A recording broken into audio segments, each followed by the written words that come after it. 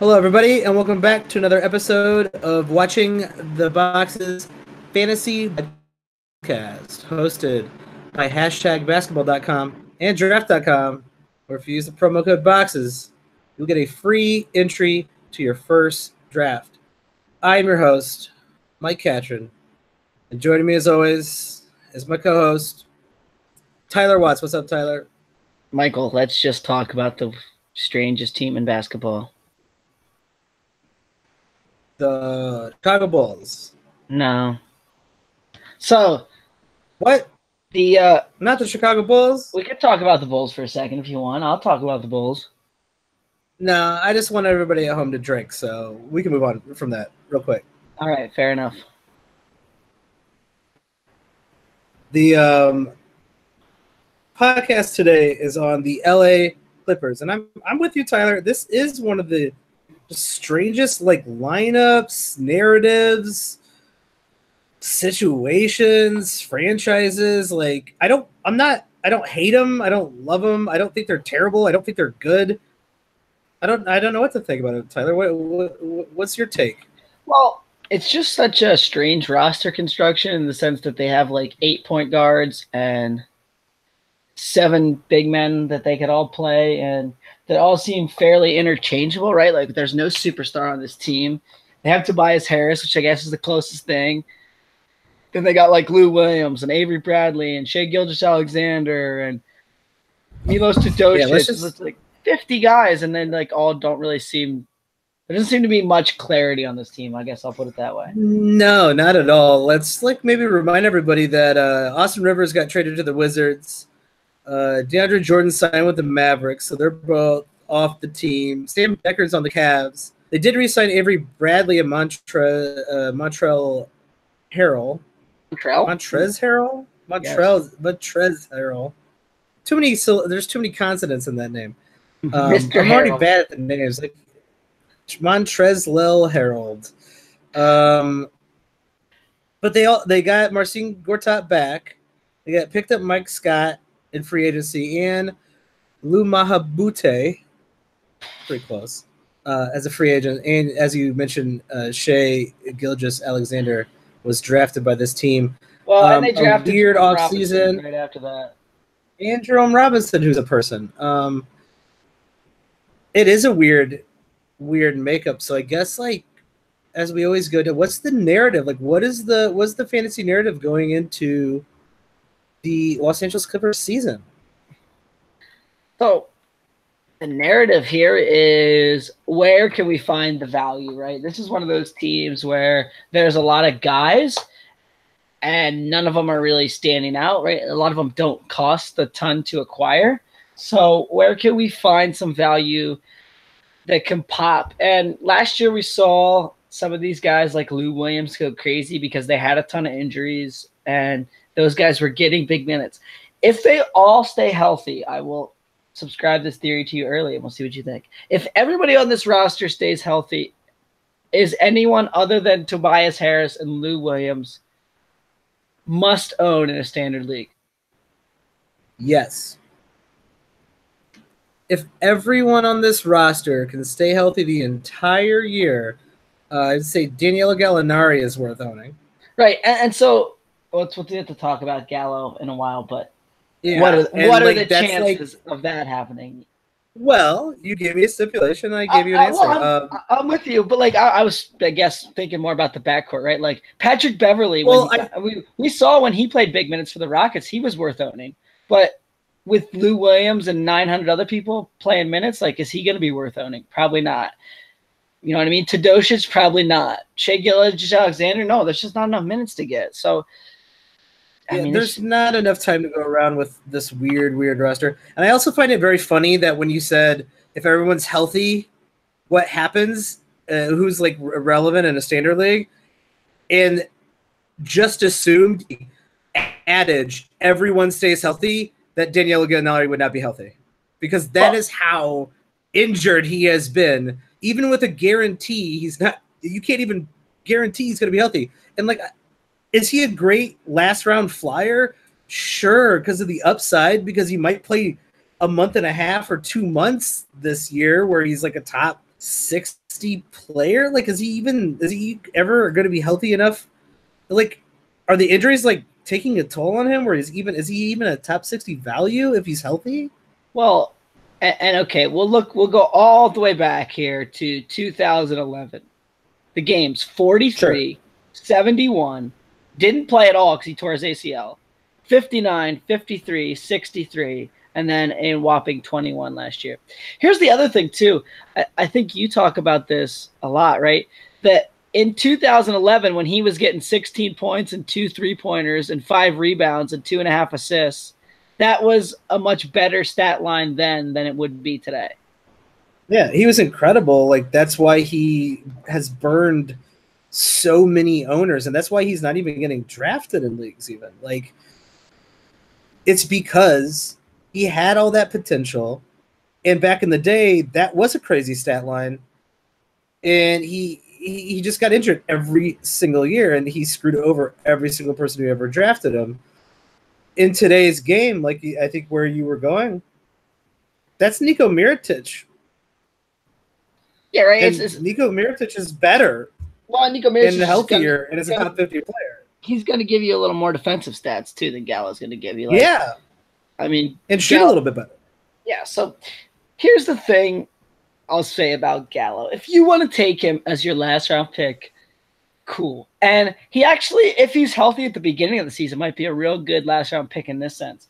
If he can manage to stay healthy long enough to where the rookies start turning the corner, you might be able to get a Gallo and name a rookie playing more minutes in the like December, January range, right? If Gallo can just last that long, you could get kind of a real good hybrid player there in a roster spot.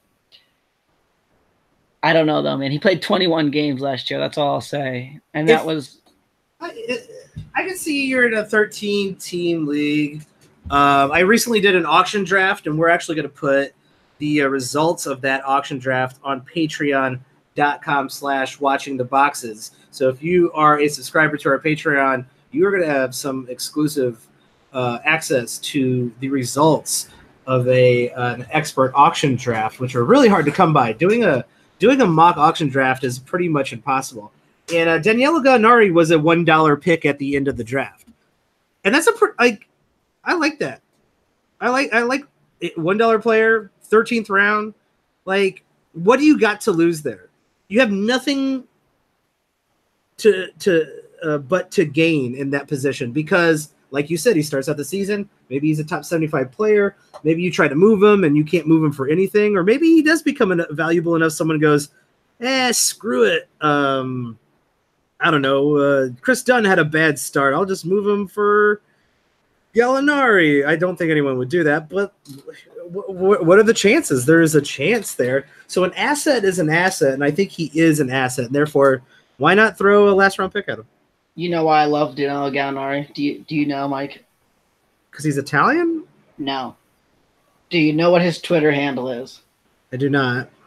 It is Gallinari with 4 8s after it. He's a man close to my heart. Wow, that's a throwback to wtb144, which does not exist anymore, so don't even look for him. Let's stop talking about the often injured Danilo Gallinari, and let's talk about the two players you mentioned who are definitely relevant in standard leagues, Tobias Harris and Lou Williams. Let's start with Tobias Harris, because you mentioned this to me before the show. Tobias Harris has one of the longest basketball references, and he's 26 years old? Yeah. It's crazy. He's been on 35 teams. It's crazy how much this guy has been moved, right? He's played for 4 different teams. He's been traded in the midseason 3 times. Do you remember when him and Mo Harkless were on Orlando, and people were kind of like, that's kind of a nice young core there? Yeah, Orlando, man, they just couldn't keep it together. Idiots down there. Just giving away everybody good. They're like, Tobias Harris is a nobody, and he was like 21 years old, and they got rid of him. They're idiots. Yeah, well, in the season that they got rid of him, he was coming off a year where he scored 17 points a game as a 22-year-old, and then they traded him to Detroit. Yeah. They aren't bright. But Tobias Harris is the best player on this team, pretty much, in my opinion. Oh, yeah.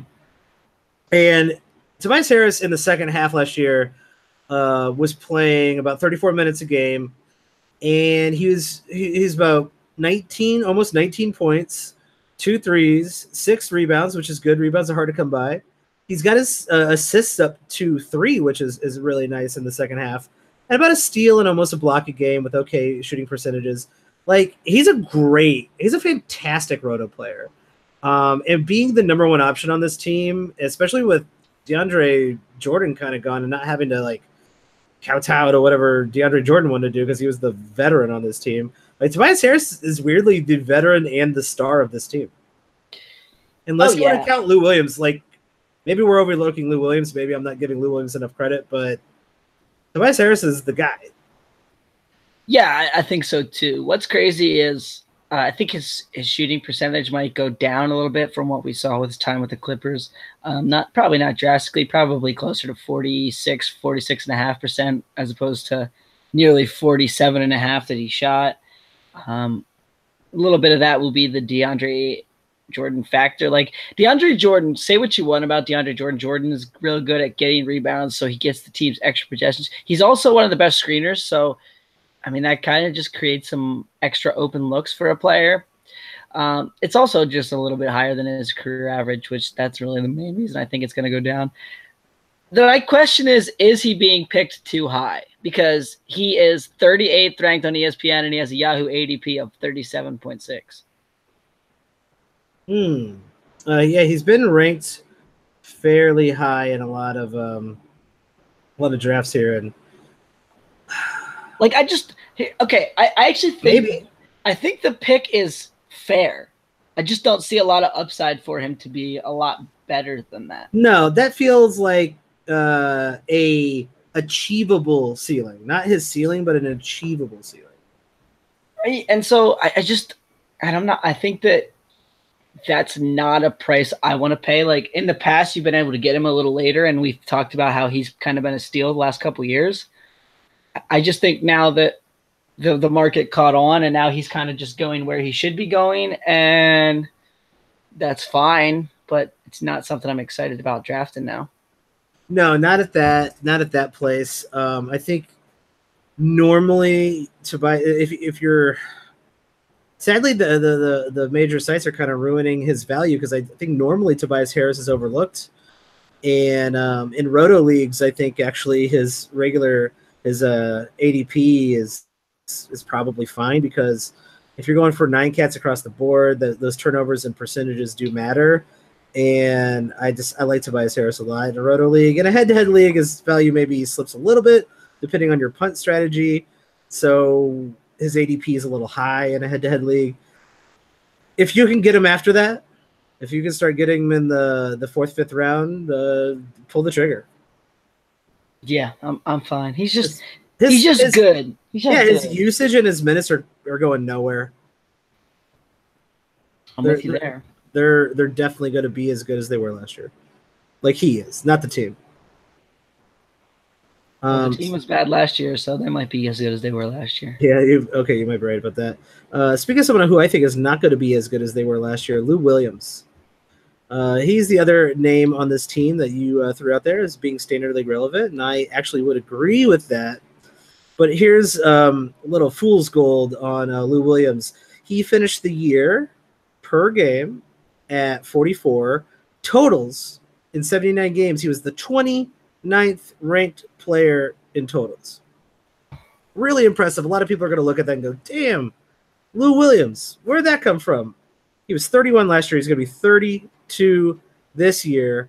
And in the second half, on totals, because he's still playing, 39 games, he was the 41st player, not 29th, the 41st. So he had such a good first half. It allowed him to be the 29th ranked player in totals. The second half, he trailed off. In the last 3 months, he was the 41st ranked player. In the last 2 months, in his last 26 games, he was the 70th ranked player per game. His percentages went down, and he was like not even a top 100 player towards the end of the year. So what Lou Williams am I getting going into this season? Well, you and I talked about this a lot last year. If people were listening, they probably remember that he was shooting up way above his head, right? I mean, he ended the season at 43.5% from the field, and he had never really, barring the year before when he shot 42.9, he never really shot anything close to that, right? Yeah, he was out of his mind for like 2 straight months. He was up to like 45, 46 there for a while, I think, and then he kind of, like you mentioned, he trailed off. So what kept him going in the second half was there were so many injuries on this team that they had to run him out there. 32.8 minutes a game for the season. He had not been over 30 minutes in any year of his career. And this guy is a guy who's 32 years old now. Yeah. So, like, what are the odds he's getting better? Well, yeah, and what are the odds he's going to, like, I mean, he had settled into that 25 to 28 minute a night range for basically his entire career. And then all of a sudden it was 32.8 last year. So, I mean, it was easy to miss on him from an analyst perspective because there's no way anyone could have saw him playing 32.8 minutes. Like, it just wasn't in the realm of outcomes. So we mentioned the guard depth on this team. Like, I would bet that he goes closer to 27, 28 this year than he does 32.8. Definitely. I'm not interested in owning Lou Williams unless I'm getting him near the end of my draft. Well, I just don't see how Lou Williams is. We were talking about that last year, right? Like, he was a decent value at like 80, 90, 100 where he was getting picked. Yeah. This year, 31 on ESPN, 55.8 on Yahoo. No, get out of here. Stop. Like, look at what he's done the last 3 years. That's a much more accurate assessment of who he's going to be. Now, his per 36, not last season, but 2 seasons ago, was actually really, really nice. Like, he is a good fantasy player when he is going to play 34 minutes a game, 33 minutes a game like he did last year. Like, he's ownable in a standard league if he's played 33 minutes. But you just threw it out there. This roster, especially at the guard spot, has a ton of players. Like, Avery Bradley is allegedly healthy. Pat Beverly is allegedly healthy. Is Todosic ever going to play minutes? Is Gildress Alexander going to get the keys to the team? Like, where does Lou Williams fit in that other than a 6-man, 28-a-minute guy? Well, and I think that's kind of his best role, too. It's been 2 years in a row. If you remember, he got traded from the Lakers to the Rockets the year before, and he had an awesome first half with the Lakers, and then he stunk with Houston. So it's kind of been 2 years in a row where he started off real, real hot and then kind of trailed off. I just think everyone's paying way too much for this guy. Like, I am almost 100% positive I will not have him on any team this year. Yeah, people are definitely paying too much for him. I think if you can get him in the 80 range, it's maybe worth picking him. It's just a guy who I feel like has no upside. Like, his ceiling has been reached. So if you're paying market value for a guy whose ceiling has been reached, like, that's not a discount. I want all my picks or all my draft picks to be a discount for what I think personally is going to happen. So if I'm paying market value for a guy who I think is going to be good or better, that's a discount to me. If I'm getting a guy undervalued, well, that's obviously a discount to me. If I have to reach for a guy because I want him and I think he's going to be good, well, I'm making that decision, and maybe I'm paying full market price for him, but okay, I wasn't going to get him, so perfectly fine. And Lou Williams is none of those things to me. I'm with you there. All right, let's talk about the rest of this team. Patrick Beverly, 11 games last year, did have some fantasy relevancy. His per game minutes in Houston in 30 minutes, mostly because of his steals and his kind of across the board numbers, put him in the top 60 per game in Houston. Last year, he did similar things in his 11 games and was technically per game a top 80 player. Is Patrick Beverly worth drafting? Now, that's a difficult question. And he was the player I thought you were going to bring up in the question I asked you at the beginning. Oh. Because in 30 minutes a game, he definitely is. Now, will he get that 30 minutes? That's difficult to say yes to. given the fact that they have all of these guys in the backcourt to play, Avery Bradley, Shai Gilgeous-Alexander. Like, you got to think that they drafted Gilgeous-Alexander high, that they're going to want to play him minutes. So, I mean, where's Beverly slot in? Mark has him projected for 22 minutes a game. Like, at 22 minutes a game, he's the top 200 player, but he's not really a standard league player. He's ranked 120 on ESPN, and he's ranked 145.7 as far as Yahoo ADP. So, I mean, he's available in that kind of flyer territory. We know he's going to give you good steals. Like, even at 22 minutes, he'll probably get you over a steal a game.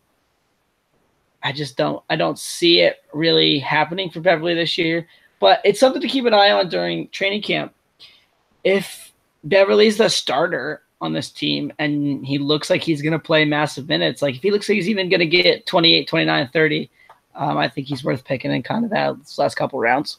Yeah, he's worth a flyer. I think I'd rather wait and see and pick him up off the waivers and just be like, oh, well, someone else took him in the last round, darn it. Like, because his ceiling is he's a low-scoring, does things across the board, good steals guy. And that's a nice thing to have. Like, that's like a borderline, like a poor, maybe not a poor man's Trevor Ariza, but maybe a poor man's Trevor Ariza. And that's an all right player. But you know who else is not getting picked in drafts? Trevor Ariza. So well, I'd much rather swing with Trevor Ariza than Patrick Beverly. We can talk about that. Talk about that. That's another mess. That one's another one like we're talking about today, where there's a mess of wings on that team. I'd rather take my chances with Trevor Ariza than Patrick Beverly, but there is a chance that Patrick Beverly is standard league relevant, and you should pay attention to that. Yeah, and I think regardless, even if he's only playing 20 minutes or 22 minutes, he probably is still streamable for the 1 to 1.2 steals he's going to give you and the 0.3 blocks. You know what I mean? Like, there's a place for him regardless, I think, in a standard league, as long as he's not playing 11 games like he did last year. Yep. So keep an eye on old Pat Bev. You know, if you want to take a swing because you like that sort of thing or just fits your build, feel free. Let's talk about the elephant in the room. Tyler, we have to do it. How bad is Avery Bradley?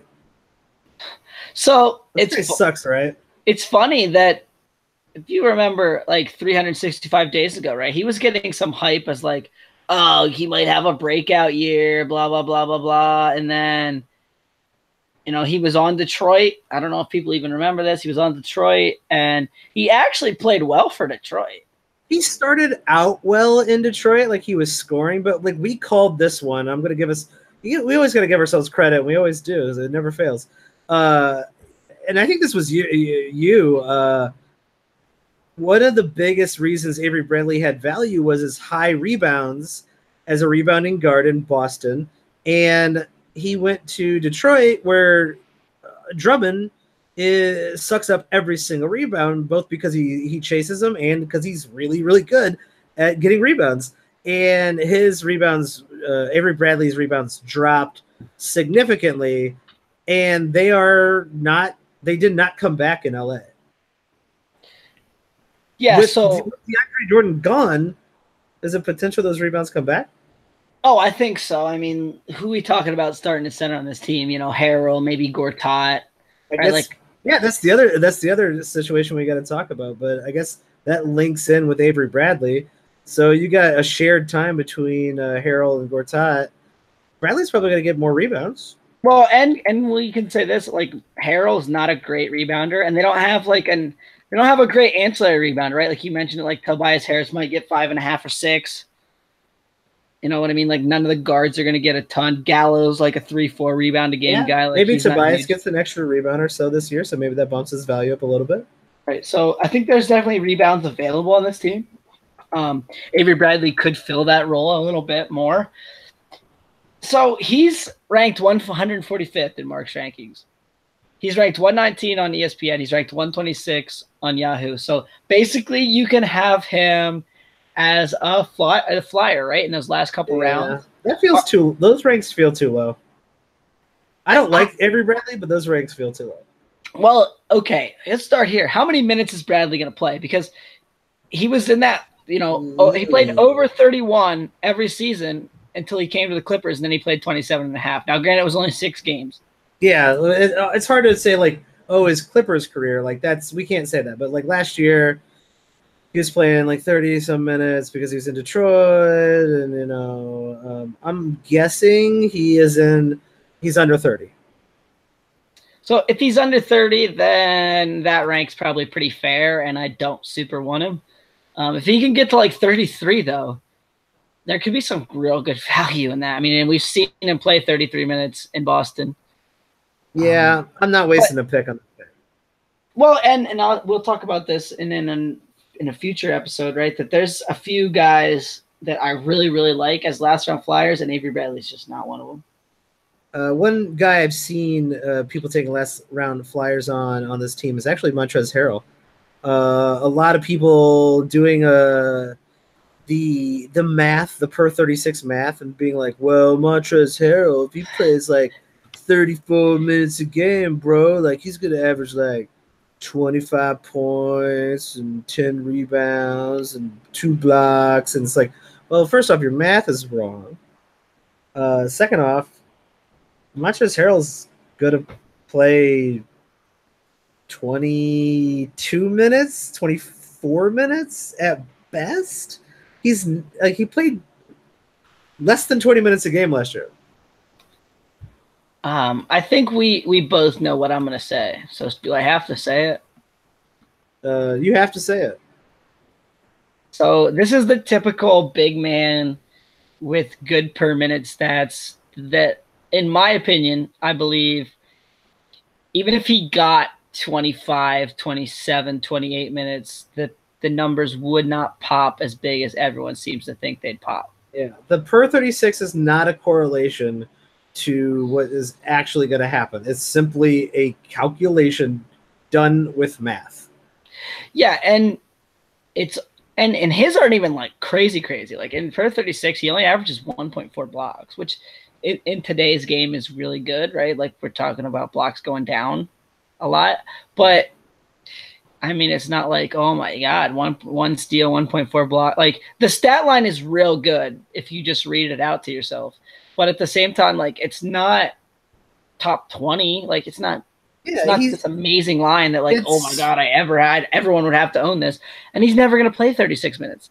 Like, is he like Paul Millsap? Is he like with an extra bit of blocks? Is he like Enes Kanter? No, he doesn't have the free throws for it. Like, I'm trying to find a comp here because like he can score, but his rebounds are gonna be, even if I'm just throwing it out there. If he played starters minutes, his rebounds are gonna be under 10. His blocks are gonna be probably under 1.5. And he might score like 18 points. Like that's weird, but like, is he Clint? But like, would he? Is he like shitty Clint Capella? Like I don't even know that he'd score 18 points, and here's why. I think right now, at least from what I've seen, he kind of looks like a Kenneth Reed type, like an energy big off the bench who like comes in and gets his. But okay, that's easy to do in 17 minutes. In 30 minutes, it's hard to replicate that energy for that long and put him up against starter talent, right? Yeah. So if you look at his totals, though, for the second half, he was the 81st ranked player in totals for the second half of the season. Playing how many minutes? Playing only, 20 minutes a game.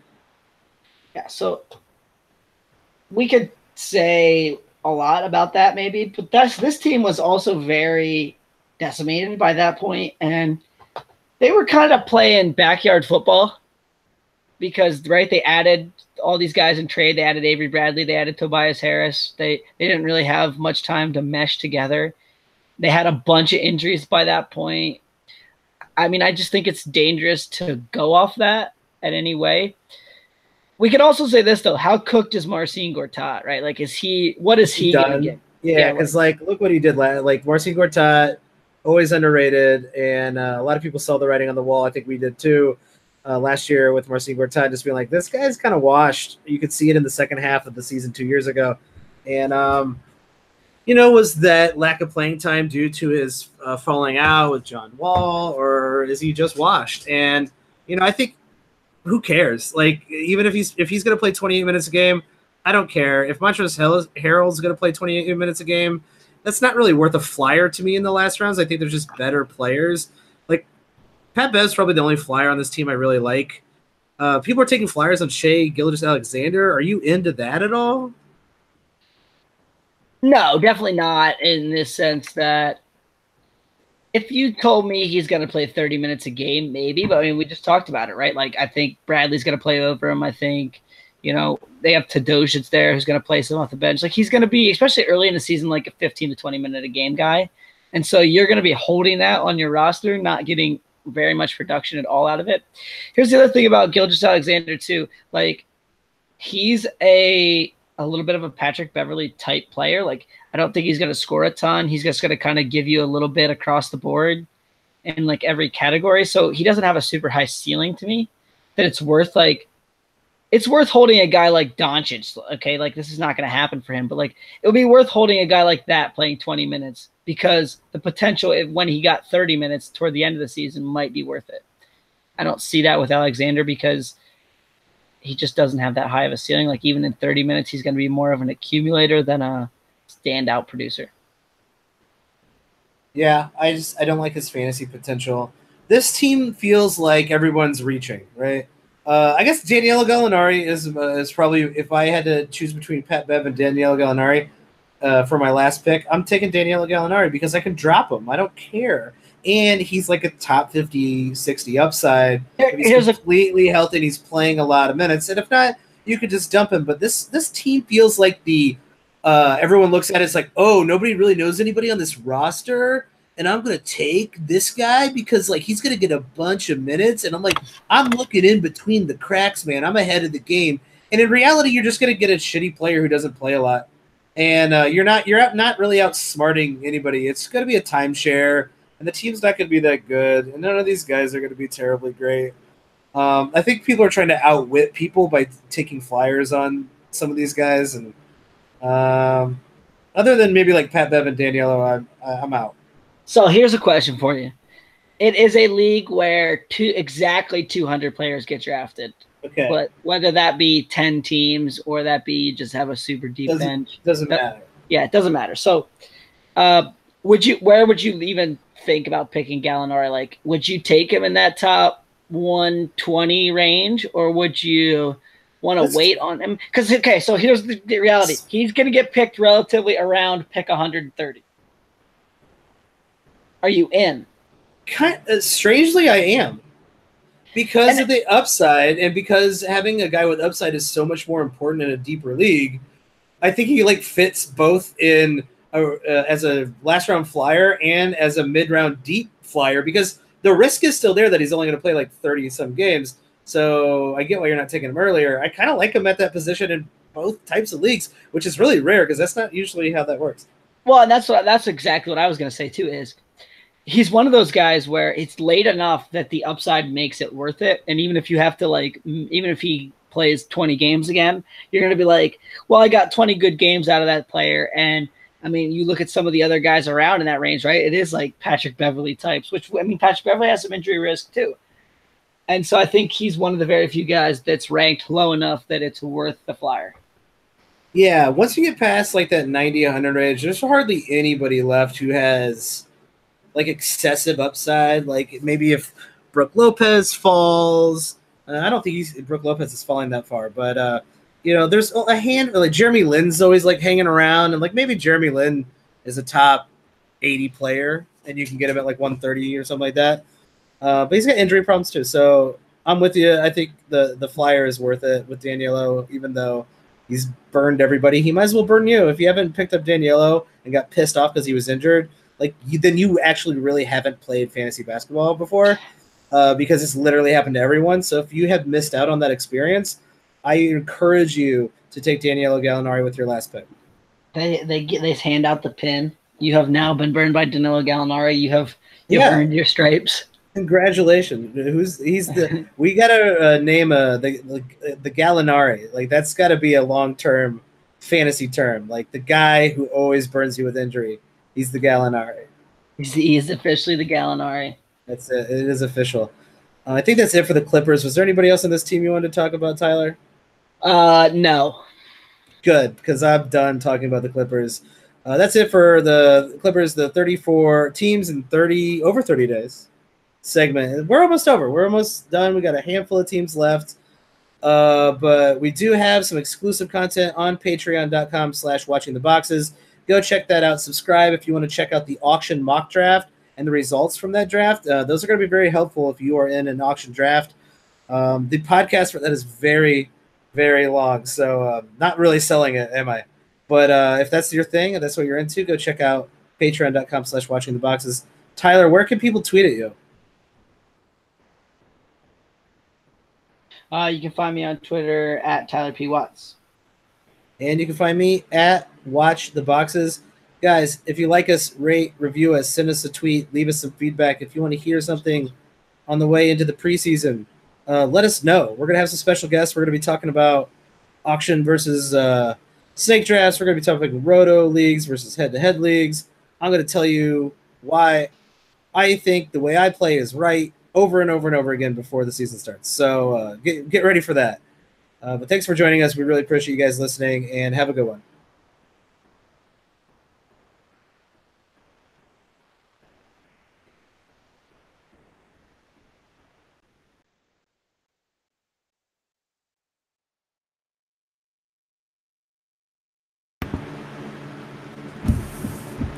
Hello, everybody, and welcome back to another episode of Watching the Boxes Fantasy Basketball Podcast, hosted by #basketball.com and draft.com, where if you use the promo code BOXES, you will get a free entry to your first draft.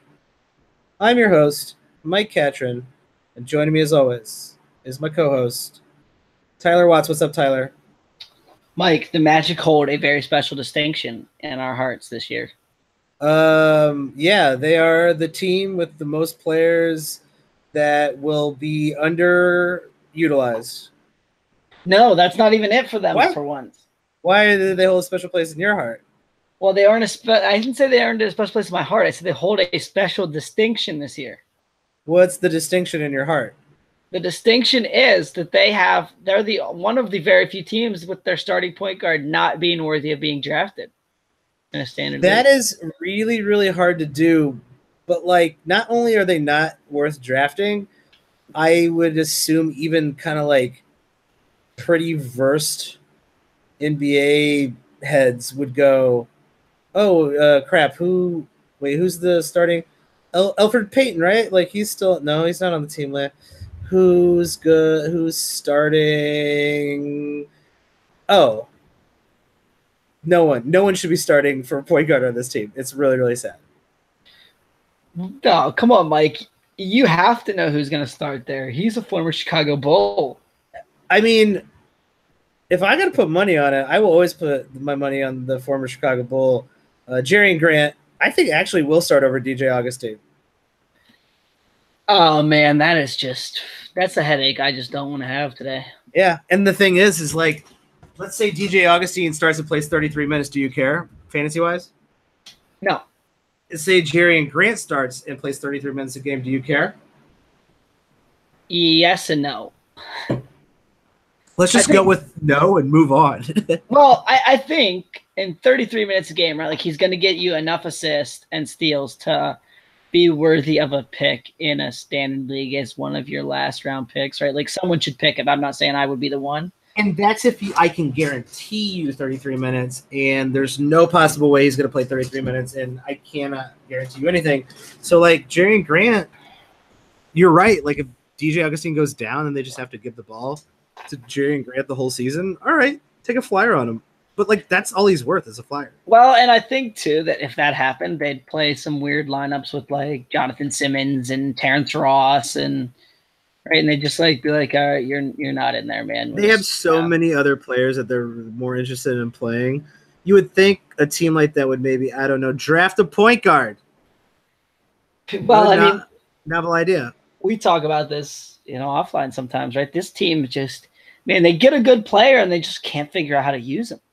right? I mean, think about the players in the last 5 years that they've had. If they had now, you'd be like, we just man, talked about it. Tobias Harris is one of them. Like, right? Victor Oladipo. You'd be like, if they had all those players that they've had in the past, and they didn't make some of these horrendous trades, you would sit here being like, let's go, man. This team's freaking fun. This team's exciting.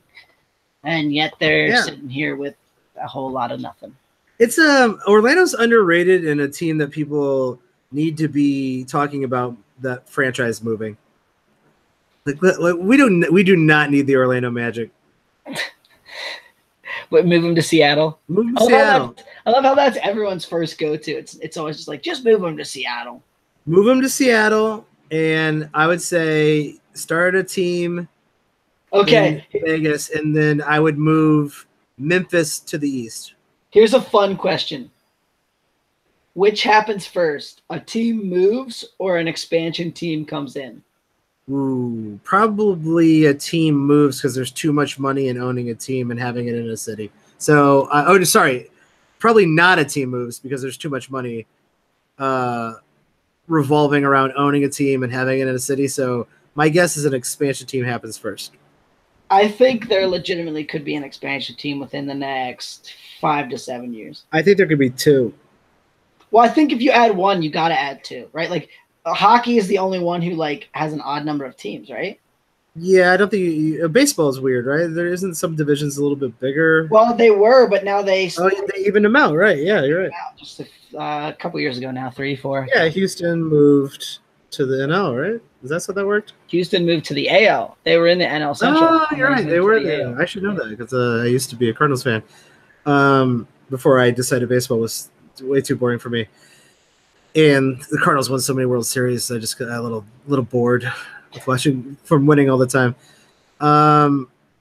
Let's talk about the actual Orlando Magic and not about the redistribution of teams in the NBA, even though that should happen. I got a question for you, Tyler. This is not the normal question, though. We always ask what's the most interesting thing. Ask you the most interesting thing. There's nothing interesting going on here. I have a better question. Tyler, who is the first Orlando Magic, which is a terrible name. You can't even use it properly grammatically to describe a Magic, like someone who plays on the Magic. They're a Magic? It's dumb. Well, what is a Magic, too? Like, that's just one of those things I can never figure out, like, what are they? Is it just some random dude doing magic, or is it like... Yeah, is it actual magic? Right, is it like a puff of dust that you see when, like, a magician disappears? Is it a magic trick? So, I mean, I don't know. I don't know what a Magic is, man. They're the Orlando, I don't know what you are. Well, I need you to name the Magic that you would draft first. So, personally, I would draft Vucevic first. Oh, okay. Why is that? I always think Vucevic gets underrated, and the narrative is always the same. Oh, man, they got someone else, man. They got Bismack Biyombo, who's gone now. They got Mo Bamba, man. They just drafted him. Okay. So the Magic have wanted to get rid of Vucevic, reportedly, for the last how many years, Mike? Ever since they traded for him from Philly? They really know how to trade players that are actually good and underutilize them. So, like, they've probably been trying to trade him since they drafted him. Right, so he never plays a ton of minutes, right? It's always like 28, 29. So the last 2 years, been under 30. He's been real good in under 30 minutes. He gets you a steal and a block. He shoots the 3 now. He gets you like 9 rebounds. And he gets you 3 assists. He gets you 15 points. Like, sign me up for that. I just think he's real good. I think he's underrated. And, okay, ESPN finally got him, right? He's up to 37th in ESPN. So he's overrated. He's overrated. But in Yahoo, 55.9, like, I'm fine with that. He's probably a top 50 player again. So you're right that the narrative is there's a lot of young guys. They're going to go young. They're finally going to play Aaron Gordon at the 4. They're going to have Mo Bamba out there. They're going to go triple towers, not even twin towers. They're going to have Jonathan Isaac out there and Aaron Gordon and Mo Bamba, and they're just going to be blocking shots and being athletic. It's going to be crazy. And Vujovic is probably going to play 28 minutes a game and hit like a 3 and have 15 points and 9 rebounds and be super efficient and be a really good roto player. And that's him playing 28 minutes as a top 50 player. Right, and we can say that about some other guys, right? Ooh, this guy has top 50 potential, but I mean, Vucevic is the safe bet, and give me Yeah, the safe bet over. Okay, right. We've seen Aaron Gordon do some great things on the basketball court. We've also seen Aaron Gordon be just poop all over the court. Just take a big old dump on the court. So, yeah, give me if I'm going to pick one, right? If you say you got to pick one, this is going to be the best Magic player for fantasy. Give me the safe bet over the upside bet, especially when those two are going relatively around the same area. Yeah, definitely. Let's talk about Aaron Gordon. Kind of bit a lot of people last year. Started off the season really, really strong. And then I do believe he was out with some sort of injury just for a little bit. And when he came back, he just wasn't the same. Kind of nagging injury. Is that a sign that, like, if healthy, Aaron Gordon is the player that he was at the beginning of the season last year? Is he still due for a breakout? Well, he's 23 years old. Just turned yesterday. Happy birthday, Aaron Gordon. Let me be the first to say that on the show. He's a little bit similar to Vucevic in the sense that, like, okay, he's going to give you probably 7.5 to 8 rebounds. He's going to give you like 2 assists. He's going to give you a steal, pretty close to a block, hit a couple 3-pointers. He might even score more. He's shooting a lot of 3-pointers, and like that's killing his field goal percentage. Right. He's not a good free throw shooter. So those are the things he doesn't do that Vucevic does. Well, and they have a new coach again, right? I mean, this is who would have thought? Number 7 and 7. Like, it seems like they change coaches every year. You know what's weird? Like, decent coaches go to Orlando and then they get worse. Like, Orlando's just a cesspool. That was the narrative on Frank Vogel, right? They got Frank Vogel and they finally had a good coach. I think they did. I think just Orlando is a black hole of mediocrity. Well, and I mean, have you ever been to Orlando? It is terrible. It is one of the worst cities in America. And I think there's shots fired. I think there's some GM/owner meddling there. Like, I think that's what cost them in the past is they kind of all can't get on the same page as what they want to do with the team and how they want to do it. So I don't know. I don't really know how to play the Aaron Gordon card this year, right? I don't know. I actually think what we saw last year is probably what he is. I don't think he's going to get a ton better, if I'm being honest. So, but as a 23-year-old who's shown flashes, would you say, like, maybe you are souring on him a little bit? You think he's, we've seen the player who he is, but we've seen Evan Fournier, and we know who he is. I'd much rather bet on Aaron Gordon's potential ceiling than bet on Aaron Gordon at face value. You know what I mean? Like, I do think there is some upside. I'll give you that. Youth, his misusage, and his flashes of talent make him interesting enough for me to, like, take him probably where he's going around the rounds where he's going. I also think it's always going to be a roller coaster ride with Aaron Gordon. Like, there are some players where you get the stats pretty much every game, right? You get the 17 points every night. With Gordon, I think there's going to be a lot of games where he scores like 6 and a lot of games where he scores like 25. And he could also just be one of those players that are really fun to watch in real life, but are so inefficient that it just kills their fantasy value. So he's going at 58. He's ranked 58th on ESPN. He's going at 43.4 on Yahoo. Okay.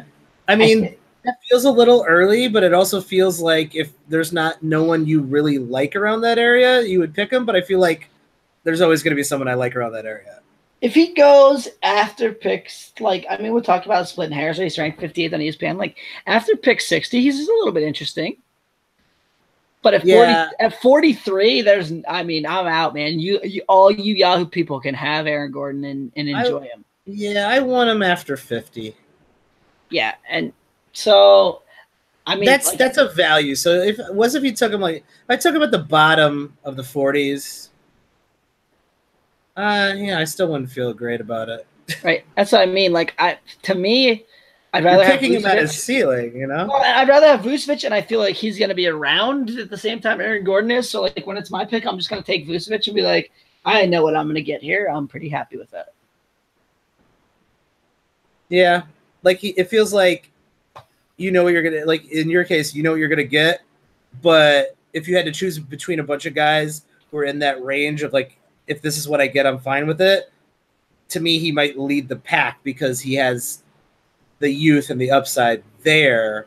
So if I'm picking like 54th and I'm looking around, I'm like, well, there's a bunch of guys I've seen before, and then Aaron Gordon, who's got upside. I'll take Aaron Gordon. I'm fine with that. Would you rather have Lauri Markkanen or Aaron Gordon? Oh, Michael, that's a good question. Because that's where I get in a lot of mock drafts and I'm staring at the screen, and those are the two guys I end up staring at really, really often in that around that 50, 60 spot. Well, obviously at this point it's going to depend on what my team looks like.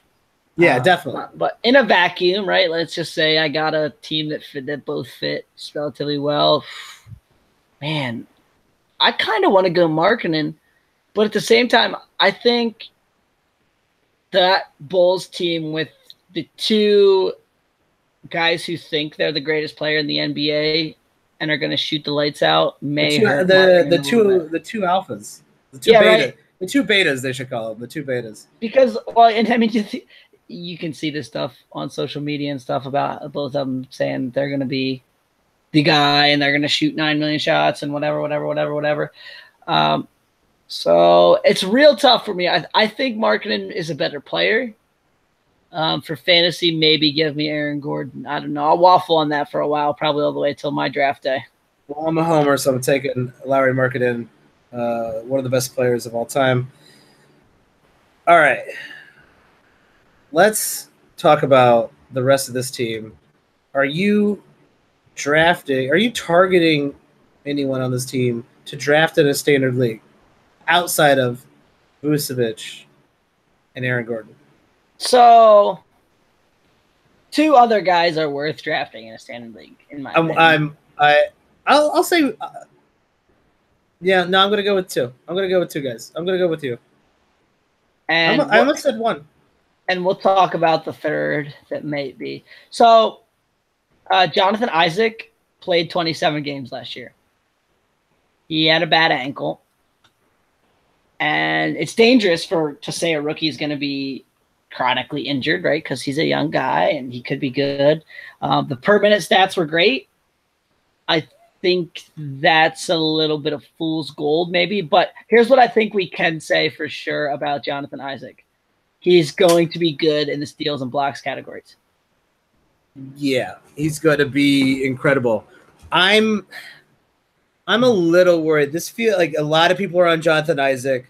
A lot of people are staring at those per 36 numbers, and the per 36 numbers are so good. Even if he undersells that, like he's going to have elite block, elite steals. Like we're approaching 2 steals, 2 blocks a game, which is pretty incredible.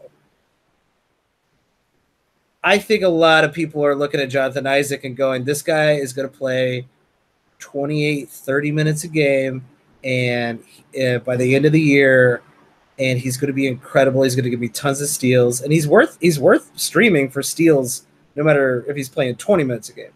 But I'm actually kind of thinking Jonathan Isaac is getting way too hyped, and at the end of the year, I'm not sure he's going to be ranked in the top 120. Oh, that's definitely fair to say. I mean, man, okay. I don't know if I want to put as much stock in. I don't even know if I want to like. He's not going. Like, where is he being drafted in Yahoo right now? Okay, 113.6 ADP. Okay, 113.6 is a lot lower than I thought it was. I thought he was getting picked in the 80s and 90s. So expert, like you see those expert drafts, and Mike's been doing a few of them. Guys get hyped, right? He's a favorite sleeper, right? I use the quotation marks you can't see. And he's not a sleeper anymore because like every expert's saying they're on him. Obviously, we've seen a lot of good things. I don't know how many games this guy is going to play, man. He was chronically hurt last year. Some people tell you he's over it, but this is also the time of year where there's not a lot of bad stuff coming out, right? We heard the Kawhi Leonard was completely healthy last year, and we all saw how that movie went. So he ranks 85th in Mark's rankings. At 113 though, I'm fine taking a flyer on him for that elite steal and block upside. Yeah, but like he's ranked on ESPN 305th. Okay, well that's stupid. They don't know what they're doing there. Well, but he's a difficult scroll to even find, right? Like you gotta type that dude in. Right. So you literally, especially if your guys in your league are less than savvy, you might be able to take this guy with your absolute last pick or your next to last pick. Yeah. And at that point in the draft, right? Like I like him. It's all upside. It's all upside because you could just cut him if he's hurt or playing 20 minutes a game and just go, well, oh, well. And I think if I had to put money on what happens, Jonathan Isaac, this year, I think he's playing about 22 minutes a game, and he's going to give you like a pretty quality steal rate and then nothing else. And a lot of people are just going to sour on him, and he's going to be dropped. And he's probably just going to be a streamer this year. And if I'm in a deeper league or a bigger league, I'd much rather draft Evan Fournier. Evan Fournier is not going to be fighting for minutes with anybody. He's going to probably play 32 minutes a game. He's a super solid player when it comes to fantasy. Let's just look at his 9 cat across the board. It's like I think I'd rather draft Evan Fournier than I would draft Jonathan Isaac. Now, sadly, Yahoo finally caught him though. Yeah, I know. They finally realized. So this guy had been like outside the top 100 pick every year, and he was always a great value because he always finished in like the 80 range. So Yahoo finally moved him up to 82.9 for his ADP, and yeah, thanks a lot, Yahoo. I really appreciate it. Now I'm kind of out though at that price. Like, yeah, that's too high. I want him at like 115.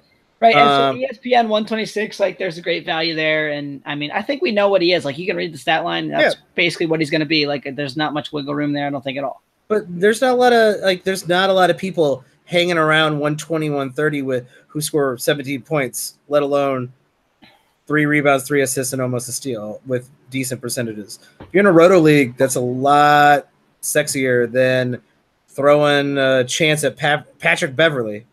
Well, and here's the other thing about Isaac, right? His field goal percentage was bad, and he's not supposed to be a good free throw shooter, right? So in a roto league, like he could hurt you as much as he helps you, especially if, like you said, he's only playing somewhere in the 20 to 25 minute range. Yeah, it actually could not be that great in a roto league. You might actually have the steals. I mean, the steals are just so intriguing, along with the blocks. So like that's why he's intriguing. I don't know. I don't think I'm going to own a lot of Jonathan Isaac at all this year. Well, and so as the drafts get closer, right, the people are going to keep pushing him up and pushing him up and pushing him up. Like definitely. If he's going in the 80s, like if he's going anywhere in the top 100, that he's going to be for somebody else. Yeah, stay away. I have been burnt by way too many Magic people in the past to think that Jonathan Isaac's going to come out and play 30 minutes and be a stud. A lot of magicians have burnt Tyler. I'm just saying. Should we call them magicians? I don't know, man.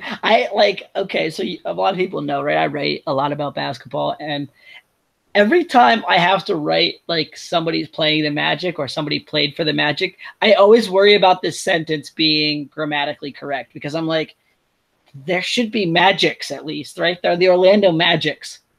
No, they're the Orlando Magic. And so like everything just gets all messed up. And then I'm like trying to make sure the tenses are correct. And then I don't even know. If they're right half the time. I'm like, I'm just call them magicians. And the last magician I want to talk about is President Mo Bamba, who is getting a lot of hype, who's getting picked at the end of drafts over Evan Fournier, over even sometimes over Jonathan Isaac, which I think is a little bit surprising. What do I need to know about President Mo Bamba? So Mo Bamba has the longest wingspan in the NBA. That's his claim to fame. Yeah. I know he's got a song named after him by Sheck West. That's how hip I am, Tyler. Wow. I didn't even know that. Yeah. So he blocked a ton of shots last year for Texas. He got some good rebounds, and he didn't do a ton else. They say they being draft experts, that he has the potential to maybe push it out to a 3-point shot eventually. That's not here yet. So, like, when you talk about rookies, right? Like, they talk about President Mo Bamba like, oh, he could maybe push that shot out to 3-point range. And what they say about Wendell Carter Jr. and Jaren Jackson Jr. is that they have a 3-point shot. Yeah. And that's why I can't understand anyone picking President Mo Bamba over Carter or Jackson. Well, and here's the other thing, right? He is a very tall man and a very thin man.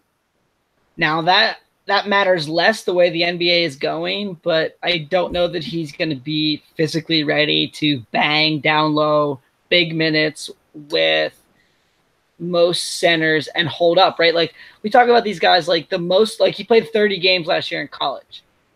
To play 82 now is a whole different ball game, especially at big minutes against professional men who are bigger, stronger, going to take advantage of him. Yeah, there are less like pounded out big men.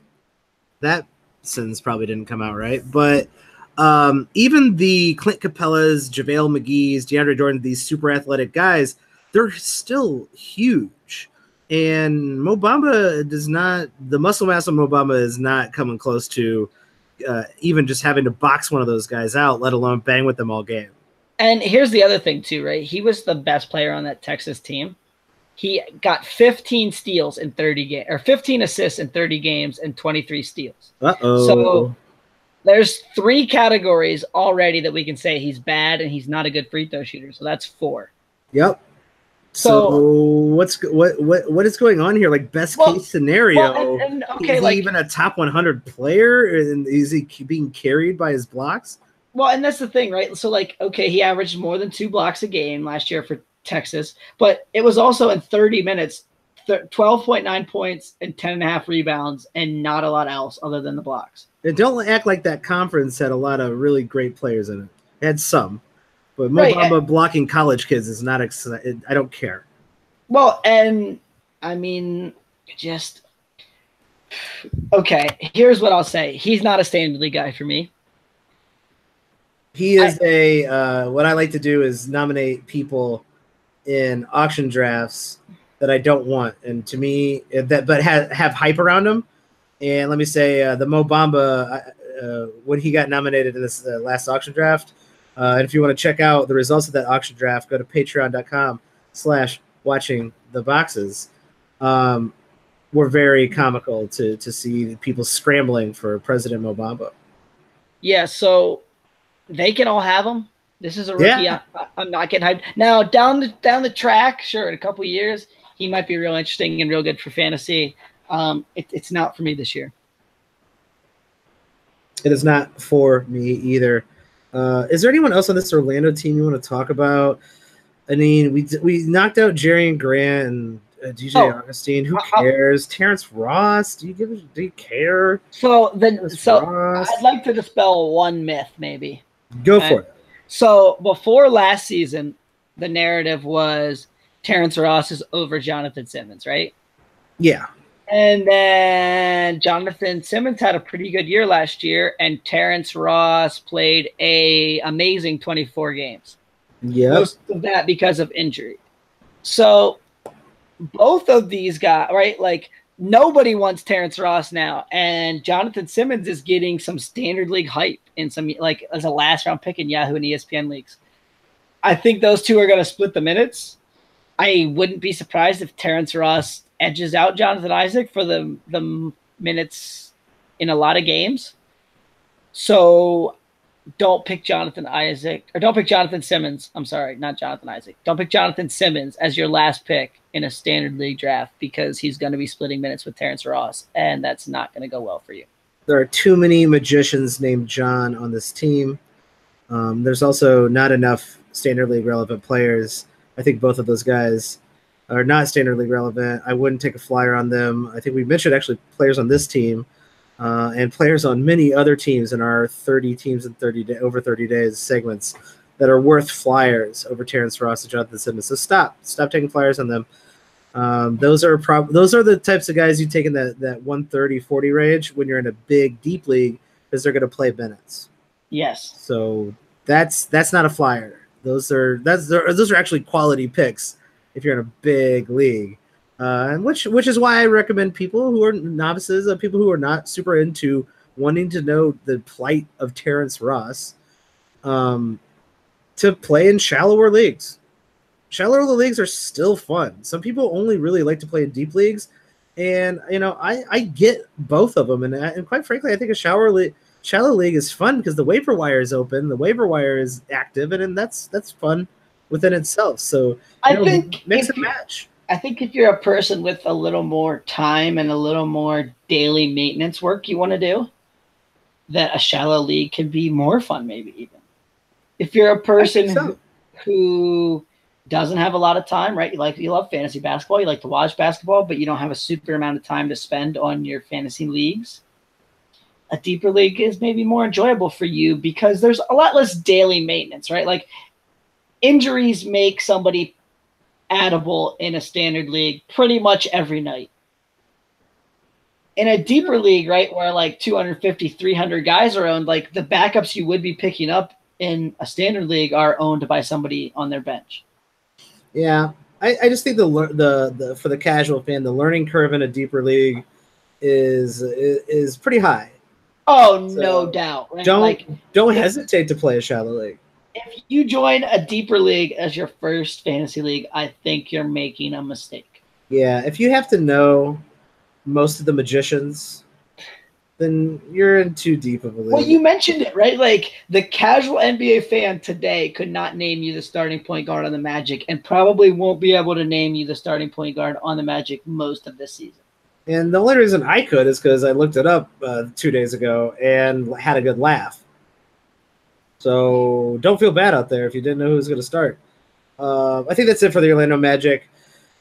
Everybody, listeners out there, we really appreciate you guys listening to the show, supporting the show. And if you want to support the show, go to patreon.com/watchingtheboxes. Just like our new Patreon subscriber did, and his name is Seth Smith. So shout out to Seth Smith, who might actually get another shout out in another podcast, because I'm doing this at the end of the show. So you might get double shout outs, Seth Smith, just for the beautiful alliteration of your name. Oh, I thought maybe it was because we talked about the Magic today and you didn't think that was fair for him to get a shout out. Also, like, I feel bad that you had to be lumped in with a bunch of magicians. Like, that's trash. So sorry, Seth Smith, but thank you for subscribing to patreon.com/watchingtheboxes. You're going to get exclusive content, including a auction league draft podcast and results of that auction league from other experts in the fantasy field, along with the tiers. I'm working on my tiers. I'm throwing my rankings out, Tyler. Rankings are for suckers. You got to tier your players. So a lot of these players are really interchangeable once you get out of those top few rounds. Once you get into the 4th, 5th round, a lot of these players are interchangeable. And so tiering is a lot more efficient than ranking. But the only issue I have with that is if you don't have the player's stats handy, or at least what you think their stats are going to be, you can lose a lot of categorical value on the margins that you need. I completely agree. If you're just only looking at rankings, you're not going to draft well. If you're only looking at tiers, you're not going to draft well. You need to know these players and know which ones you like, prefer, and which ones work in different situations.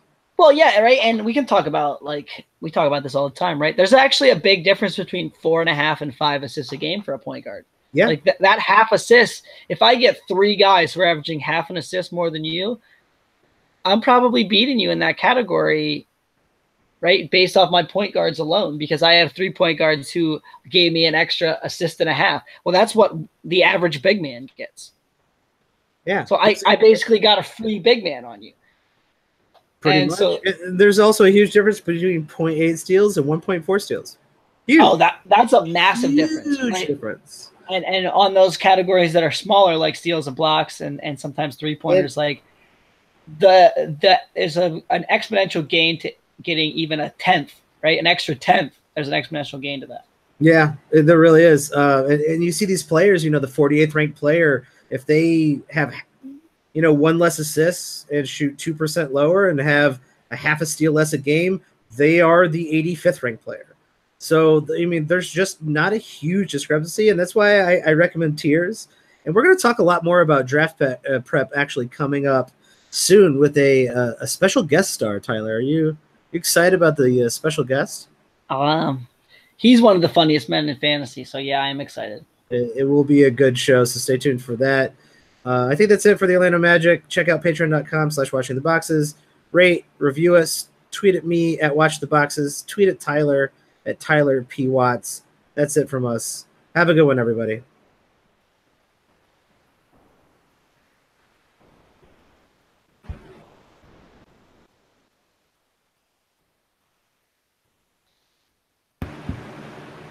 You got one more in you, or should we just wait? I don't give a shit. If we're gonna do another one, let's not do the Heat because I feel like there's like 50 guys to talk about on the Heat. Suns are kind of the same way. Let's do the Pelicans. We can knock that out in like 10 minutes. Are you sure? I feel like there's a lot of guys in the Pelicans to talk about. Anthony Davis, Drew Holiday, Randall, Mirotic. Do you want anybody? Alfred Payton. Do you want anybody else? Eton Moore and Solomon Hill are the only two I put on the thing. There's their starting five, but their bench is horrible. That's true. All right, let's do the Pelicans, and we'll just knock it out real quick.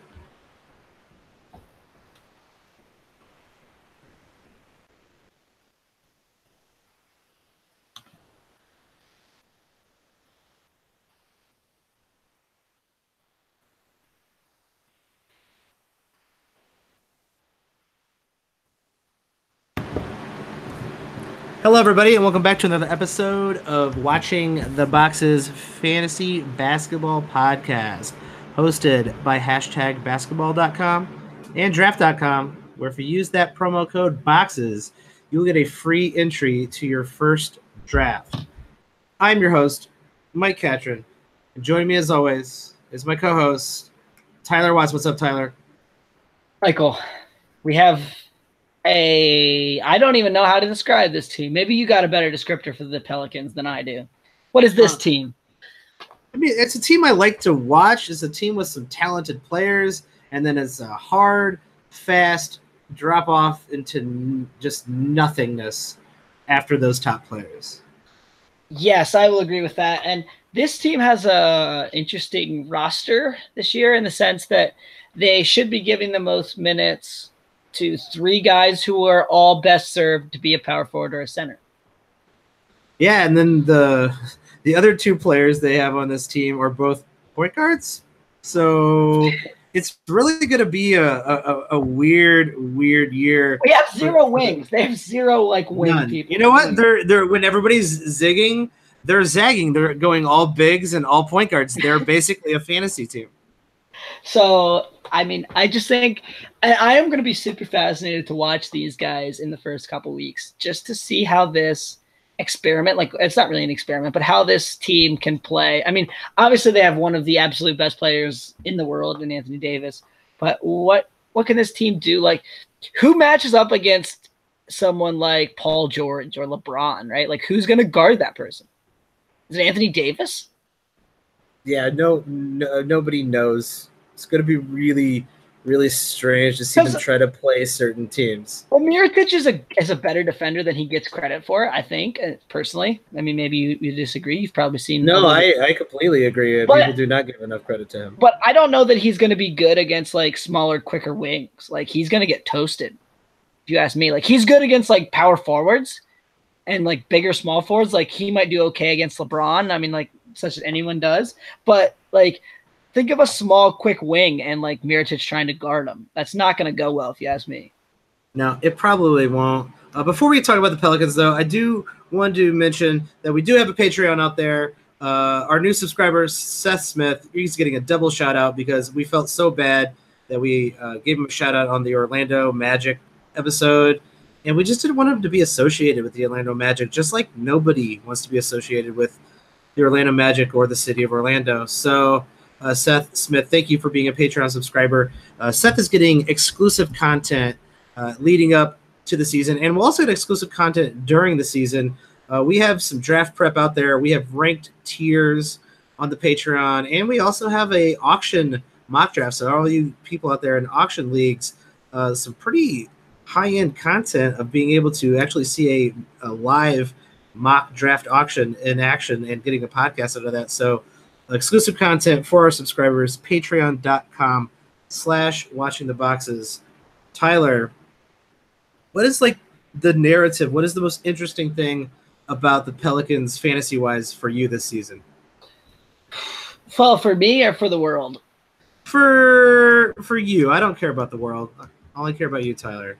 Oh, well, that's nice of you. So to me, the addition of Julius Randle is probably the most interesting thing, and how we now split the minutes between him, Mirotic, and whatever bench players that are worthy of any minutes. Yeah, the playing time, the rotation here is going to be really, really weird, and that actually does the definitely change the way you could actually drastically change the way you could rank these guys. And let's just talk about Nico and Julius Randle, because like you said, they're the most interesting players here. So they're the ones we should actually talk about. Nico Mirotic, who, as everyone knows, I love. I'm a huge fan of. He got a raw deal in the Bobby Portis knockout session. He also, out of spite, won like 8 games for the Chicago Bulls to make sure they couldn't get Luka Doncic. Which is, you think I'd be mad about that? But I'm, you know what? I'm proud. That's the kind of fighting spirit I like in a Chicago Bull. And we got rid of him, and now he's on a better team in a better place. The only thing I got to say negative about Nico is he should have never shaved that beard. He looks like a real weirdo. But Nico Mirotic in limited minutes is a top 50 fantasy player. Yeah, Nico Mirotic is real good and always a little bit underrated. Like, we can talk about this. He's ranked 71st in ESPN. He's got an Yahoo ADP of 68.8. I'm going to be all over that, I think. I think he probably plays close to 30 minutes for the first time in his career. I know that's a dangerous gamble to make because we've said that before, and it didn't really work out. I'm actually surprised to hear you say that with the addition of Julius Randle, who they paid a decent amount of money to, who plays in the same position as Nico Mirotic. You would think that they would be sharing time there, and you're actually saying Nico might go from 28 minutes, what he did last year, where he was never ranked under top 50 per game last year, and you're going to say he's actually going to increase in minutes, which would make him like almost 100% certain a top, like a 4th or 5th round player. Well, okay. I can read you the bench players on this team, but I don't think I have to. Like, who? No. Okay, maybe Solomon Hill, right? He was injured all of last year, so maybe they're gonna prioritize him some. But you say Solomon Hill on a podcast about fantasy basketball. But I mean, minutes are minutes, right? Like, we're gonna talk about how minutes. Like, it has a big difference between 25 minutes and 30 minutes, and I just don't see anyone that I'm like, oh, they're definitely going to play this guy over Mirotic. He played 29.1 minutes after he was moved to the Pelicans last year. I don't see any reason why that should go down given what is on this team. I think you're right. Nico Mirotic actually, I mean, I don't think I would say he's going to play 30 minutes, but the fact that he could move down to the 3 and play 30 minutes is actually pretty reasonable considering they don't have any wings. I know Nico's not a 3, but like in limited minutes, he could play the 3 and have Randle at the 4 and AD at the 5. And that's kind of a fun lineup. Randle is someone who got a lot of hype going into last year. I thought played, and he's another one who he never plays a ton of minutes. Like, we can talk about this if you want to. Like, Julius Randle's career high is 28.8 minutes. Like, and some of those Lakers teams he played on were less than stellar in the front court. Yeah. So to say that, oh, you know, Julius Randle's going to get 32 minutes and hurt Mirotic a ton, like, I'm going to bet Julius Randle plays less minutes than Mirotic. So last year in the second half, Julius Randle got bumped up to 30 minutes per game. He was scoring a lot. He was getting about 19 points a game. 9 rebounds. Wow, those are great counting stats. Half a block, half a steal, 3 assists, really good field goal percentage. Not great, bad, actually pretty bad free throw percentage when you consider his volume. Isn't that just Zach Randolph? We talked about this for years, I think. What is everyone so excited about Julius Randle? He's Zach Randolph, and Zach Randolph was at best a top 90, top 80 player when he was getting like 19 and 10, 19 and 11, which is like Julius Randle's ceiling. So what am I missing here, Tyler? Well, I guess Randle has the potential to be a better assist player. Like I don't ever really remember than Zach Randolph. Yeah, so I mean that's his one thing. He gives you 0.7 steals, which I guess is maybe better than Zach Randolph did in his prime. I'd have to go look that up. Yeah, sure. I don't want to slander Zach Randolph. I love Zach Randolph. I think he's my point being is he's basically being picked right around pick 70. We talked about this last year, right? He was going kind of in the same area, and we talked about that's not really for me. And in the sense that I think he's actively hurting me in 3 categories, and if we want to talk turnovers, kind of 4. And he is. He's hurting you. He doesn't hit threes. He's hurting you. And he's actually hurting me in 4 and kind of 5 because you mentioned it. Like his free throws aren't great. He's not going to shoot hardly any threes. He's not going to give you steals or blocks, and he turns the ball over a lot. So it's like at the end of the day, I don't know. Maybe if I really, really need rebounds, I really need a rebounds boost. But at pick 70, like there's going to be, I don't know, give me Goran Dragic over. I mean, I know we could talk about Dragic. Like, I'm not super excited about Dragic. I'm not excited about Dragic at all. But like over Julius Randle, like at least especially in a roto league, like Dragic's at least gonna help me in most categories and not kill me in 5. Like what? Give me Harrison Barnes. Yeah, right. Give me Nico Mirotic.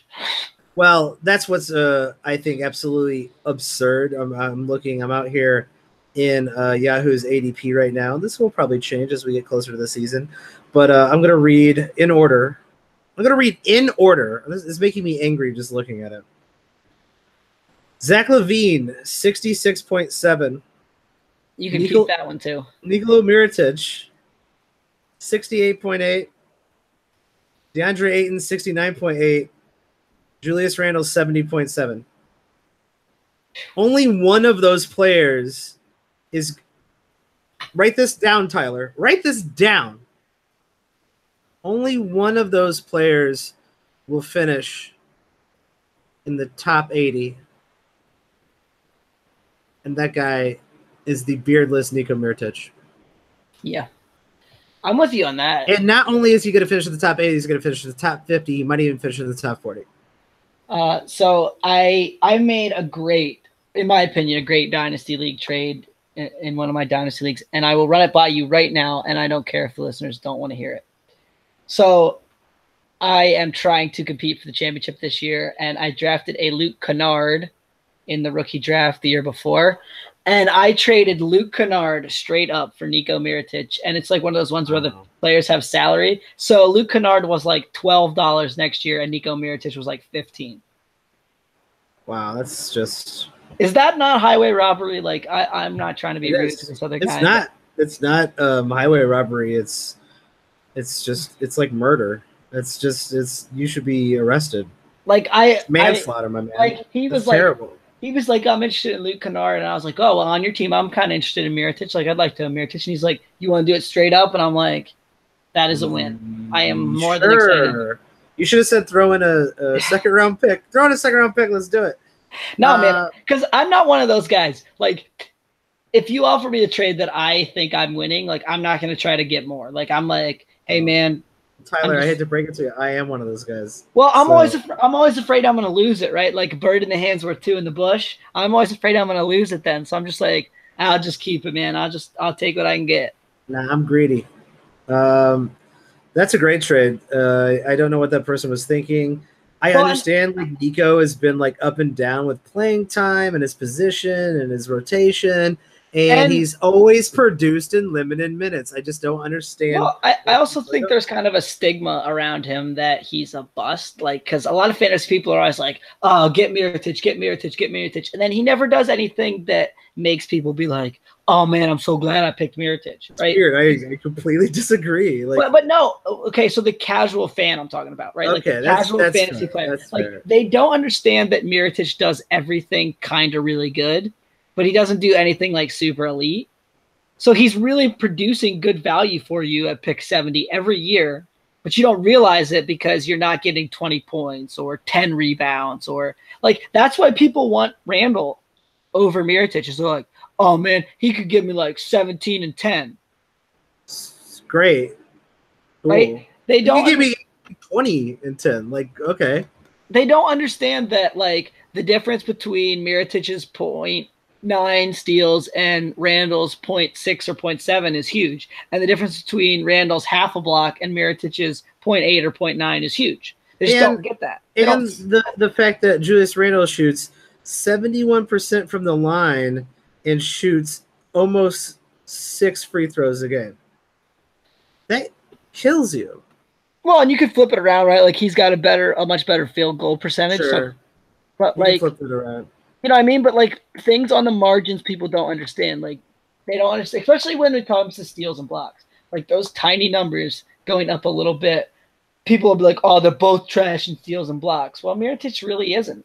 And Randall kind of is. What do you make of Mark ranking Julius Randle over Nico Mirotic? That's a mistake, but that's okay. A glitch in the matrix is what I would call it.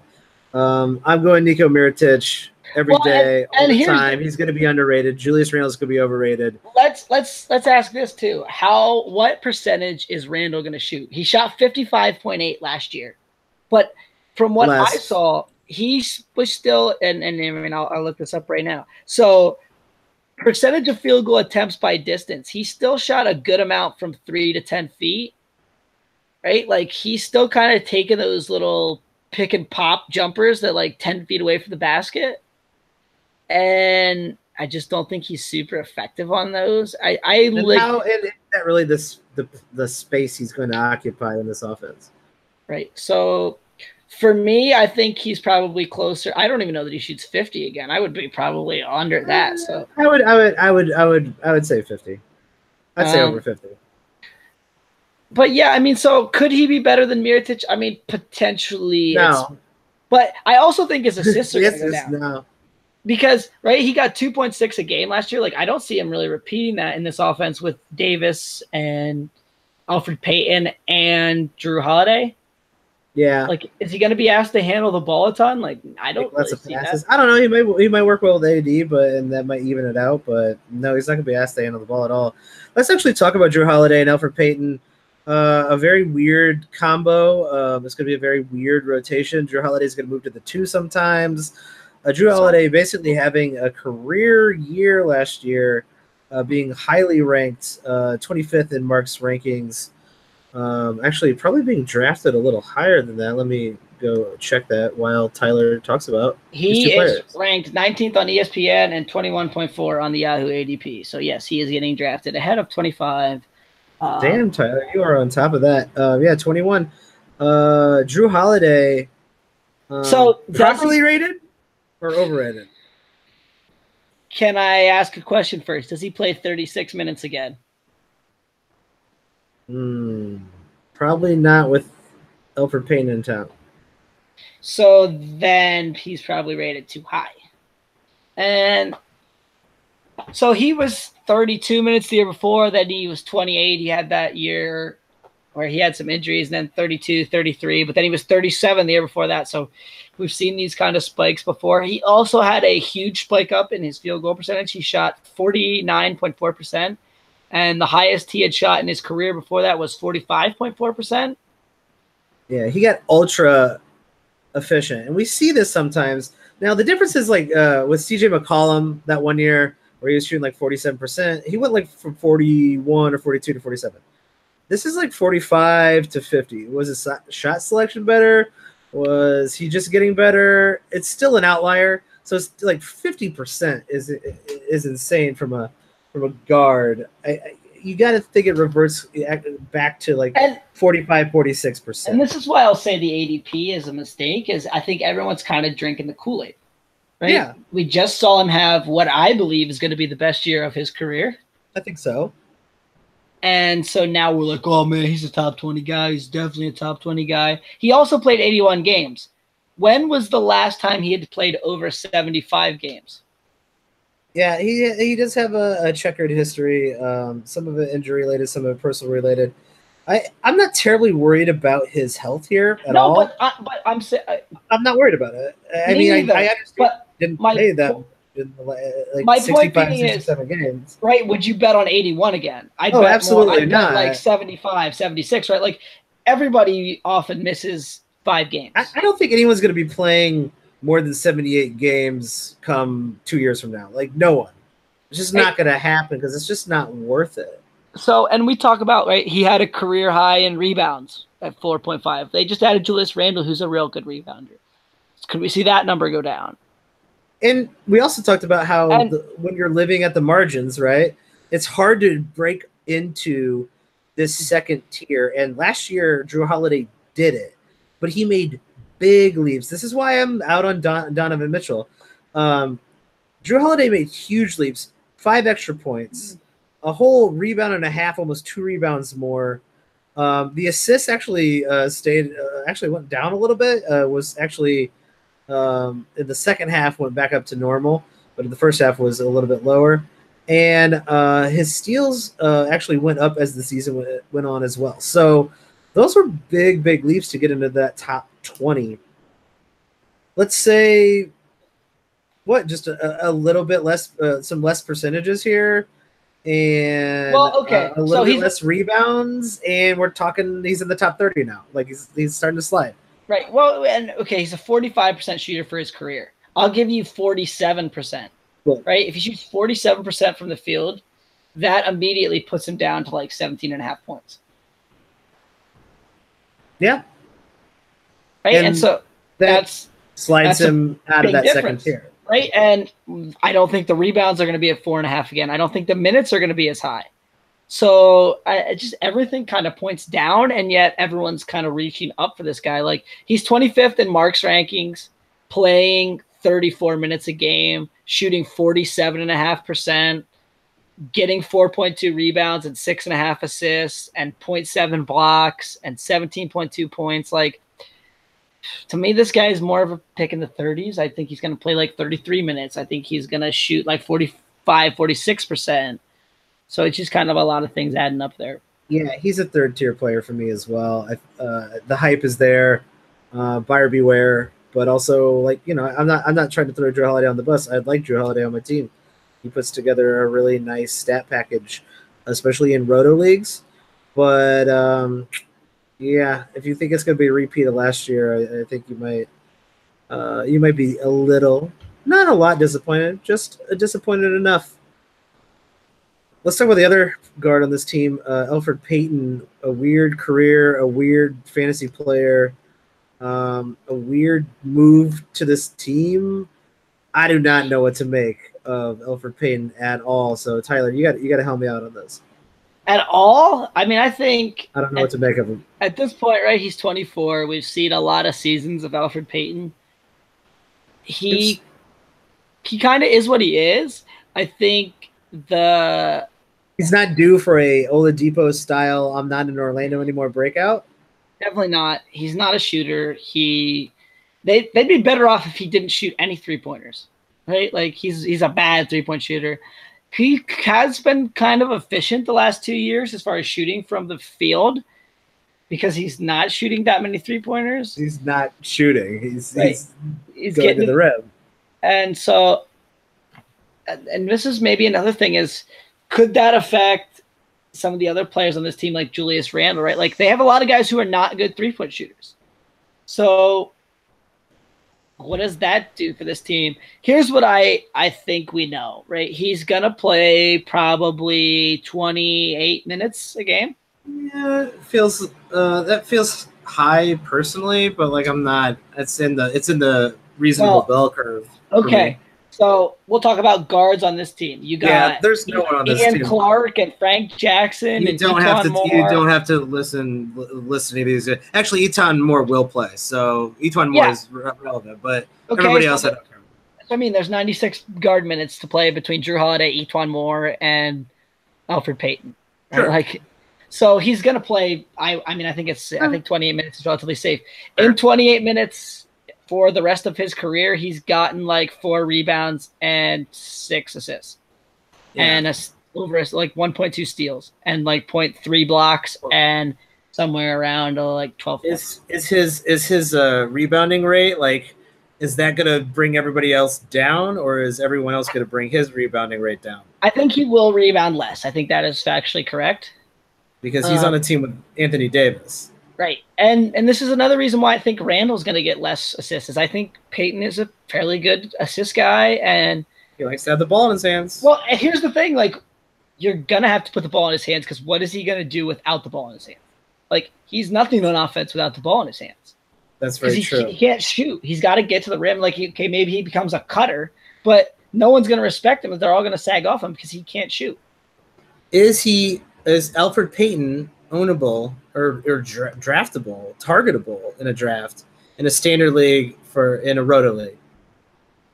In a standard roto league, probably not. He's not going to shoot a ton of free throws, but it's going to be a bad percentage. So Mark ranks him 105th at 5 rebounds a game and 6.5 assists. Like, I don't really see those numbers. That's in 30 minutes a game. That's like really generous. So I think here's my stat line. You tell me what you think of it. Okay. So 3-pointers, I am going to say he continues his streak of getting a half. Sure. Whatever. 3.5 rebounds, 6 assists, 1.1 steals, 0.3 blocks, and like 12 points in 28 minutes. You might be a little underselling him, and Mark might be a little overselling him. So I'm going to go right in the middle, and I'm going to say that you're pretty much the reasonable floor. Actually, the reasonable, like the super reasonable middle, actually. And he could be a little bit better just because he's playing with Anthony Davis. Just a little bit better. I think there's a little bit of downside in this pick. And definitely. And here's why. Like, the Magic basically got rid of him for nothing. Right? They basically just said leave. They got a 2nd-round pick for him that was like super protected. And I don't love the fit of him on this particular team. I don't either. So he's going, okay, he's ranked 80th on ESPN. If you take him at 80, I am gonna laugh at you and probably tell you I'm gonna beat you in. What did you just say to me? What did you say? Ranked 80th on ESPN, 80th. 80. Get the shit out of here. Get this nonsense out of here. I don't understand that at all. I guess maybe somebody from maybe we can get someone from ESPN on this podcast. I will look for someone on ESPN who makes the rankings, and we're just gonna have a field day with them. So I got some questions for you. Yahoo ADP 111.1. Too high. Well, too high if you're looking at it in a roto sense. Probably about right, because if you're not drafting him in a roto league, and I just put it in the numbers here. Let's say you're punting free throw and 3-pointers. Alfred Payton, even when you're punting his worst categories, still only the 66th ranked player. So draftable, especially draftable at 111. Well, I think in a head-to-head league, he's draftable. Sure, he's draftable. Someone should draft him and own him. At 111, I think that's fair value. Like, I'm not super excited about that. Punt even just free throws, and he's like a top 90 player. So okay. Right. But there's also a little bit of risk to that pick, such that there's a risk in picking any bench player. And the risk to that pick is that they tell him to go away like the Magic did last year, right? They trade him for nothing. That is certainly possible. So it's a flyer that somebody else might take, but then again, if I need assists, I might take it too. Yeah. unless Etwan Moore plays at the 3, which it sounds like he's going to play a little bit at the 3. Nico might probably play a little at the 3. Etwan Moore was standard league relevant in heavier minutes a few years ago. It doesn't look like he's going to he didn't stay there last year. I don't know. Well, actually, he was barely standard league relevant last year. But that's probably his ceiling. That's probably as good as he gets. There's no upside there. Ownable in bigger leagues, I'd target Etwan Moore, especially in that 110 to 130 range. If you can get Etwan Moore there, like, that's a great pickup. Yeah, and he's just is what he is. Like, I don't think there's much to say about Etwan Moore. Like, sure, if you want to pick him in that range, cool. In the standard league, I probably would go for a flyer with upside. But in a big league, like you said, he's fine. Like, he's Etwan Moore. He's a 110 to 130 guy. He's going to get you a steal, and he's a good streamer, and I've streamed a lot of Etwan Moore, and I respect his game. Last question, Tyler. Anthony Davis, first pick in the draft or the second pick in the draft? I'm not picking Anthony Davis first, I don't think. Oh my God, that's the wrong answer. So in a roto league with turnovers, I might. It's the wrong answer. The answer is AD all the way. I just feel like James Harden. Like, I feel like I want James Harden. I just like looking at his beard, his nice beard. That's fair. I think if you're in a head-to-head league, I have Harden 1-2. In a roto league, I have Davis, Harden 1-2. So it's up to your personal preference. Dude, I'm giving AD a bump because of the blocks, and the big man stats are just hard to find. You're almost getting 30 points, 11 rebounds, almost 3 blocks. He's the best. He's just insane.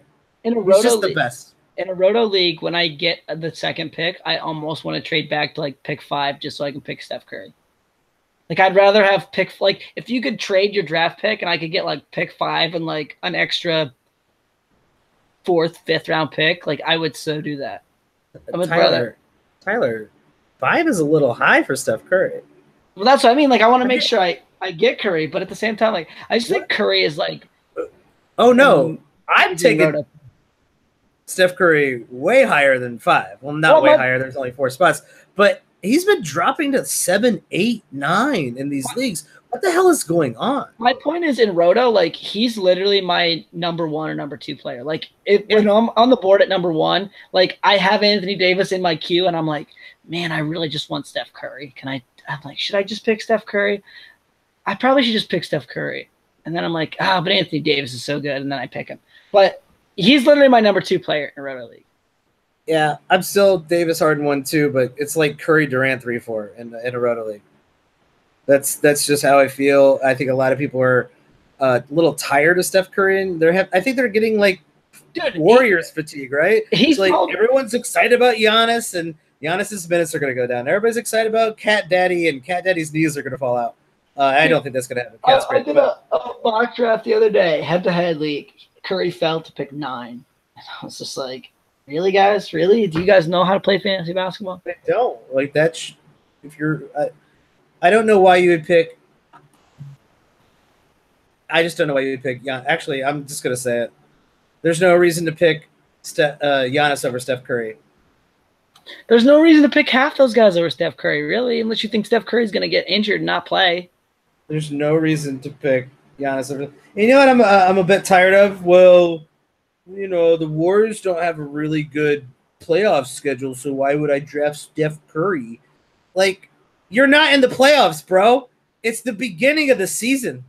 You got to make the playoffs first, and then, hey, it turns out during the season, you can trade your players. Well, and here's the other narrative I hate about that.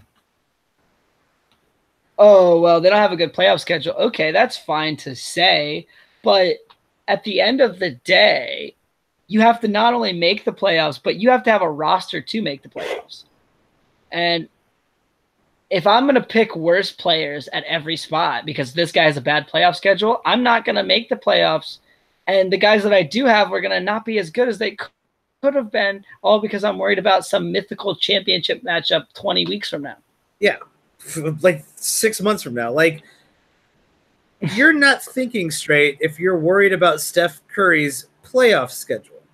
And here, let me throw something out there. If you really look at these values, if you look at Mark's projections, or you just go out and look at values just anywhere, right? Steph Curry in 3 games is worth more than Kyle Lowry in 5 games. Yeah. And that's what people don't understand about these, like the super elite players, right? We talked about that super elite tier. Yeah. Like in 3 games, Steph Curry can literally still be the best player in your league. Like there's a lot of other great players, but if Steph Curry has 3 games where he goes off for 40, he scores 120 points in 3 games. Like James Harden's maybe doing that in 4 games. But no one else is. But yeah, so I mean, and he's only taking up 1 roster spot. You're getting basically the output of 2 players in 3 games in 1 roster spot. And we're only just 2 seasons out from him having the best fantasy season of possibly all time. Yeah, so I think it's just a huge mistake. And here's the other reality, like, oh, well, those 4 guys are going to cannibalize each other, right? And then they added DeMarcus Cousins, so those 5 guys are now going to cannibalize each other. Well, what if Kevin Durant and DeMarcus Cousins, right, and Klay Thompson are all sitting out, and it's just Curry and Draymond Green?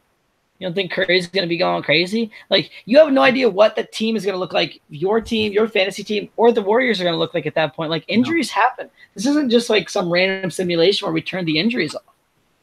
Exactly. And, like, Curry's minutes went down as the season went on last year, and he basically retained his value. His points went down maybe a little, but, like, he was hitting more threes and, like, what are people talking about? I heard a thing where Coach Budenholzer was talking, and he might be the anti-Tom Thibodeau.